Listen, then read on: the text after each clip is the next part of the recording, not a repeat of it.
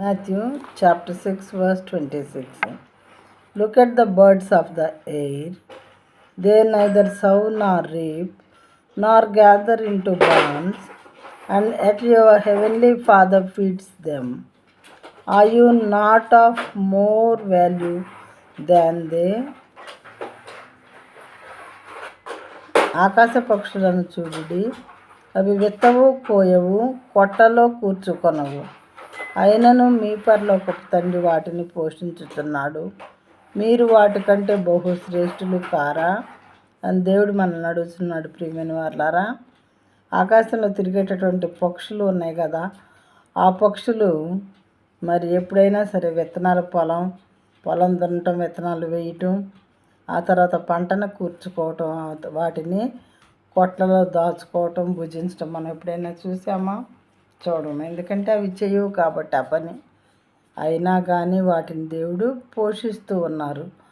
వాటికి కావాల్సిన అనుదిన ఆహారం పెట్టి పోషిస్తూ ఉన్నారు. అయితే దేవుడు మనల్ని ఏమని అడుగుతున్నారంటే, వారికంటే మీరు బహు శ్రేష్ఠులు కారా?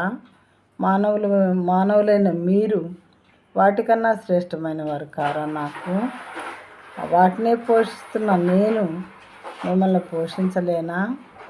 నేను పోషించగలను మిమ్మల్ని మీరు విశ్వసించినట్లయితే తప్పనిసరిగా నా చేత మీరు పోషింపబడతారు అని వాక్యం యొక్క మీనింగు. దీనికన్నా ముందేమని ఉన్నదంటే, ఏమి తిందుమో, ఏమి త్రాగుదుమో, ఏమి ధరించుకుందుమో అని చింతపడవద్దు అని చెప్తున్నారు దేవుడు. మొదట నా రాజ్యాన్ని, నా నీతిని వెదకండి, అప్పుడు అవన్నీ మీకు అనుగ్రహించబడతాయి అని మరొక చోట ఉన్నది. కాబట్టి మనం చేయవలసిందల్లా ఏంటంటే, మొదట ఆయన నీతిని, ఆయన రాజ్యాన్ని వెతకాలి.